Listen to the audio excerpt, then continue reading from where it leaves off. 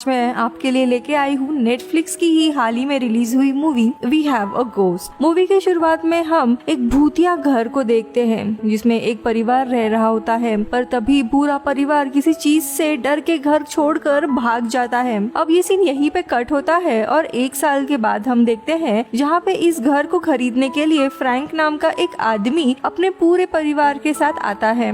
Frank के परिवार में हम उसकी पत्नी मेलेनी, बड़ा बेटा फेल्टन और छोटा बेटा केविन को देखते हैं। बारबरा नाम की एक एजेंट फ्रैंक और मेलेनी को ये पूरा घर दिखाने आती है, लेकिन बारबरा इस घर की सच्चाई के बारे में कुछ भी नहीं बताती।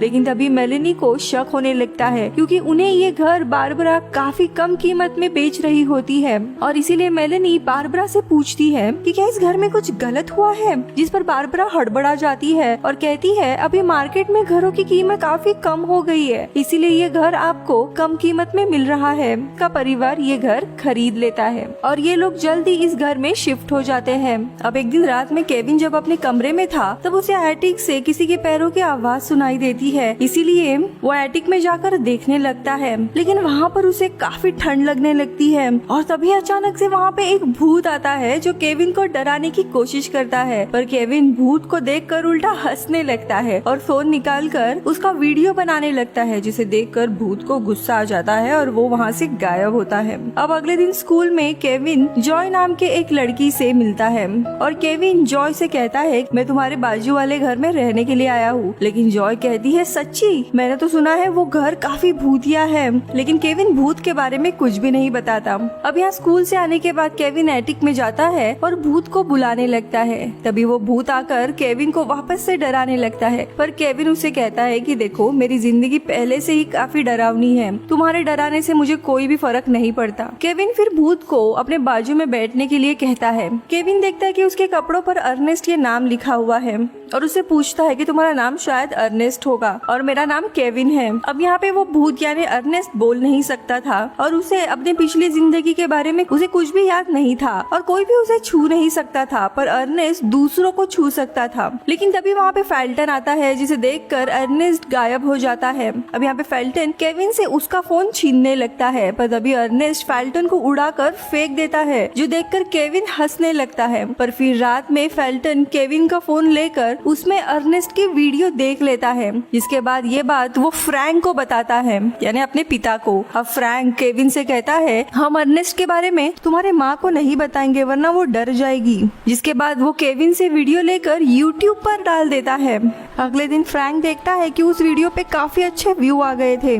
फ्रैंक अब अर्नेस्ट की और भी वीडियो बनाना चाहता था और इसीलिए वो फेल्टन और केविन वापस से एटिक में आते हैं, जहाँ पे केविन गिटार बजाकर अर्नेस्ट को बुलाता है और इसे फ्रैंक रिकॉर्ड करने लगता है। पर तभी वहाँ पे उनकी माँ मेलेनी आ जाती है और अर्नेस्ट को देखकर काफी चीखती है, जिसके कारण अर्नेस्ट जो कि भूत था वो भी बेचारा डर कर गायब हो जाता है। वही अब फ्रैंक इस वीडियो को भी अपलोड कर देता है जो कि काफी वायरल होने लगता है। अब यहाँ पे मेलेनी फ्रैंक से कहती है कि हमें ये घर तुरंत छोड़ना होगा, यहाँ पे नहीं रह सकते। लेकिन फ्रैंक उसे समझाता है हमने सारे पैसे इस घर में लगा दिए हैं, लेकिन अर्नेस्ट की वीडियो वायरल करके हम काफी पैसे कमा सकते हैं, हमारे लिए काफी अच्छा मौका होगा। अब मेलेनी भी इसके ऊपर काफी सोचती है और यहाँ पे रुकने के लिए मान जाती है। अब यहाँ पे फ्रैंक मेलेनी का भी वीडियो अपलोड करता है जिसमें वो अर्नेस्ट को देखकर डर गई थी और ये वीडियो सबसे ज्यादा वायरल हो जाता है और आसपास के सारे एरिया के लोग अब अर्नेस्ट की ही बातें करने लगे थे। वही दूसरी जगह पे हम डॉक्टर लेजली नाम के एक ऑथर को देखते हैं जो अर्नेस्ट की वीडियो देखती है। इसके बाद डॉक्टर लेजली CIA के हेडक्वार्टर जाती है और एजेंट सीफले से मिलकर उन्हें अर्नेस्ट के बारे में बताती है और कहती है हमें हमारे विजर्ड क्लिप प्रोग्राम वापस शुरू करना होगा। लेकिन एजेंट शीप्ले डॉक्टर लेजली के बातों पर ध्यान नहीं देता और उसे गार्ड द्वारा बाहर भेज देता है। अब फ्रैंक जब अपने घर वापस आता है तो देखता है कि उसके घर के बाहर काफी भीड़ थी, उसका इंटरव्यू लेने के लिए रुके थे। तो यहाँ पे दूसरी तरफ हम केविन और अर्नेस्ट को देखते हैं। केविन अर्नेस्ट की याददाश्त वापस लाने के लिए घर में मिली पुरानी चीजें उसे दिखाने लगता है, पर अर्नेस्ट को कुछ भी याद नहीं आता। अर्नेस्ट फिर केविन से पूछता है तुम मेरी मदद क्यों कर रहे हो? तभी केविन कहता है क्योंकि तुम यहाँ पे फंसे हुए हो और किसी को भी फंसे हुए रहना पसंद नहीं आता। अब अगले दिन केविन इंटरनेट पर अर्नेस्ट के बारे में ढूंढ रहा होता है कि तभी उसके पास जॉय आती है जो कुछ ही पलों में जानकारी निकाल लेती है और कहती है अर्नेस्ट का पूरा नाम अर्नेस्ट स्केलर है और वो तुम्हारे घर पे 5 अप्रैल 1965 से लेकर 17 अप्रैल 1971 तक रह रहा था, पर मुझे उसका डेथ सर्टिफिकेट नहीं मिल रहा है। अब आगे हम देखते हैं फ्रैंक घर में जूडी नाम के एक रिपोर्टर को बुलाता है ताकि वो उसके साथ अर्नेस्ट का इंटरव्यू करा सके, लेकिन केविन को ये चीज पसंद नहीं आती कि उसके पिता अर्नेस्ट का फायदा ले रहे हैं और इसीलिए केविन एक प्लान बनाता है और वो अर्नेस्ट से कहता है तुम्हें सभी लोगों को आकर डराना होगा।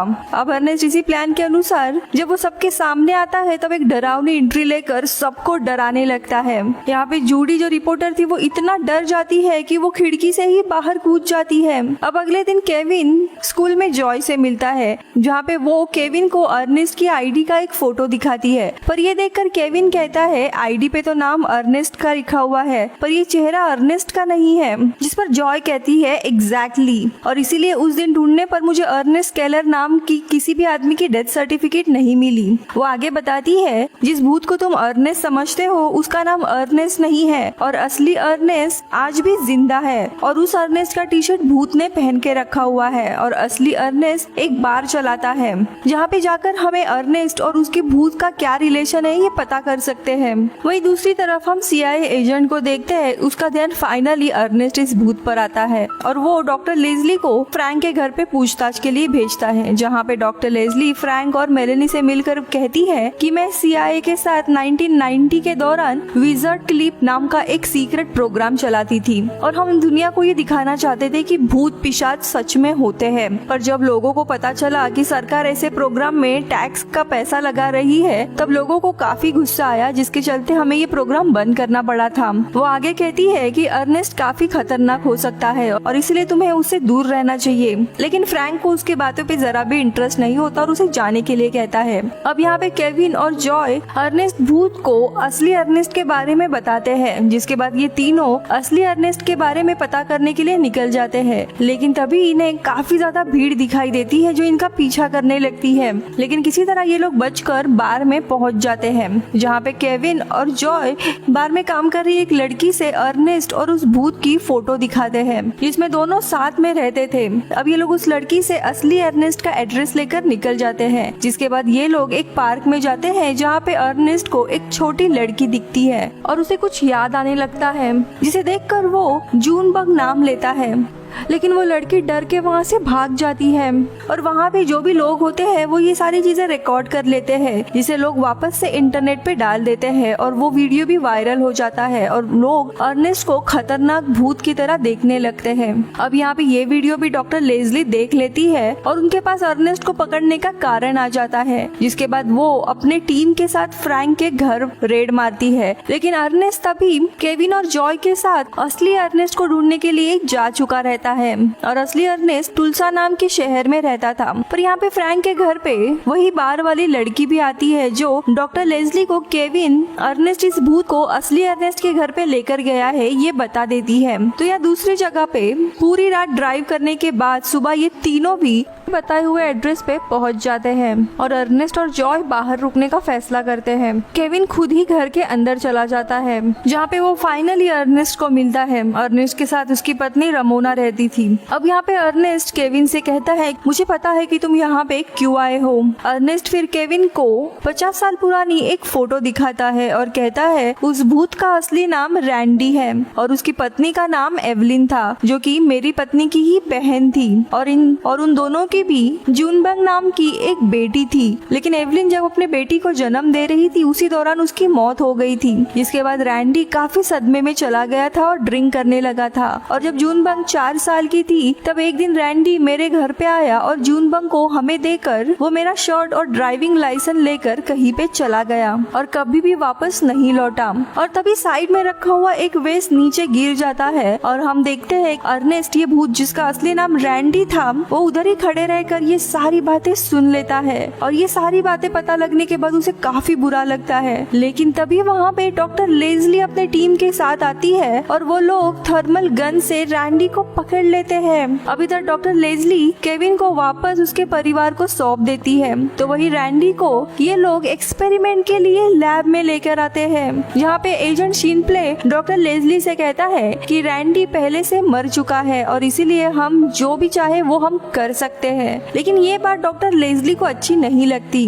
वही दूसरी तरफ केविन को हम देखते हैं जो अपने एटिक में होता है और रैंडी को काफी मिस कर रहा होता है। वो काफी उदास रहने लगा था और तभी वहाँ पे उसके पिता फ्रैंक आते हैं जो केविन से कहते हैं, मैं पैसे कमाने की इच्छा में सही और गलत का मतलब ही भूल गया था, लेकिन तुमने जो रैंडी यानी उस भूत के लिए जो किया है वो देखकर मुझे मेरी गलती का एहसास हो गया है। वही दूसरी जगह पे हम रैंडी को देखते हैं, लैब में होता है और एक सिपाही के कपड़े पर लगा हुआ पिन देखता है जो कि उसी वेस की तरह दिख रहा होता है जो हमने अर्नेस्ट के घर पे देखा था। और तभी रैंडी को फ्लैशबैक याद आता है जहाँ पे वो अर्नेस्ट के घर जब जूनबक को यानी अपनी बेटी को छोड़ने गया था, तब अर्नेस्ट ने उसी वेस से रैंडी के सर पे वार करके उसे मार दिया था। यानी उसका कोई एक्सीडेंट नहीं हुआ था, उसे उसी बार वाले अर्नेस्ट ने मार दिया था।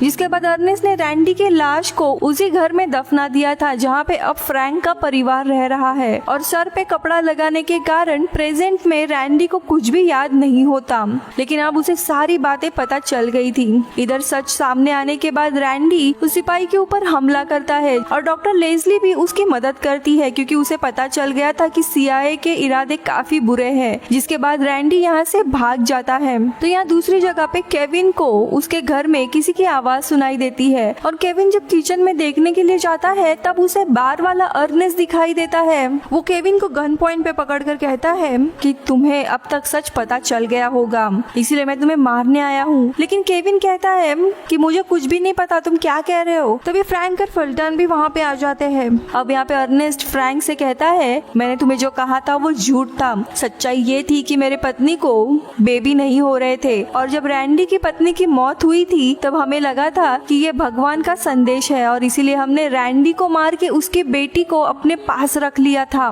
लेकिन इसी दौरान फ्रैंक अर्नेस्ट के ऊपर हमला करता है पर अर्नेस्ट उसे बेहोश कर देता है। अब यहाँ पे केविन भागकर एटिक में आता है जिसके पीछे अर्नेस्ट भी आ जाता है, लेकिन तभी वहाँ पे रैंडी यानी वो भूत आ जाता है और वो अर्नेस्ट को मार के बेहोश कर देता है। इसी बीच में वहाँ पे फ्रैंक भी आ जाता है पर तभी अर्नेस्ट को होश आ जाता है और वो केविन को गोली मारने ही वाला होता है कि तभी फ्रैंक जाकर अर्नेस्ट को खिड़की से नीचे फेंक देता है और अर्नेस्ट की उधर ही मौत हो जाती है। अब थोड़े समय के बाद एजेंट शिपले केविन से पूछताछ करता है जहाँ पे केविन उन्हें सच बताता है कि कैसे अर्नेस्ट ने रैंडी को मारा था और कहता है कि अर्नेस्ट की मौत के बाद रैंडी भी कहीं पे गायब हो गया है। लेकिन तभी हम फ्लैशबैक में सच्चाई देखते हैं जहाँ पे फ्रैंक और केविन जूनबक को रैंडी से मिलवाने के लिए लेकर जाते हैं जो कि अब बुजुर्ग हो चुकी थी और रैंडी फाइनली अपने असली बेटी के साथ रियूनाइट होता है। इधर जूनबक से मिलकर रैंडी की सारी अतीत की यादें भी लौट आती है।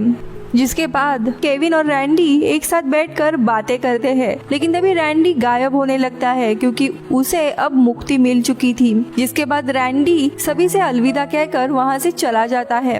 वही कुछ समय के बाद फ्रैंक का परिवार को हम देखते हैं जो ये घर छोड़कर कहीं और रहने जा रहे होते हैं। इधर केविन और जॉय जाने से पहले एक दूसरे को एटिक में किस करते हैं और केविन जॉय से कहता है, मुझे लगता है रैंडी जहाँ पे भी होगा वो हमें देख सकता है। और ये कहकर दोनों एटिक से निकलते हैं पर फिर तभी हम उधर की लाइट को फ्लिकर होता हुआ देख लेते हैं। इसका मतलब ये था कि रैंडी वहीं पे था और इसी सीन के साथ मूवी खत्म होती है। और जिस बच्ची को हमने गार्डन में देखा था वो उसकी असली बच्ची नहीं थी, उसे बस अपनी बेटी की याद आ रही थी।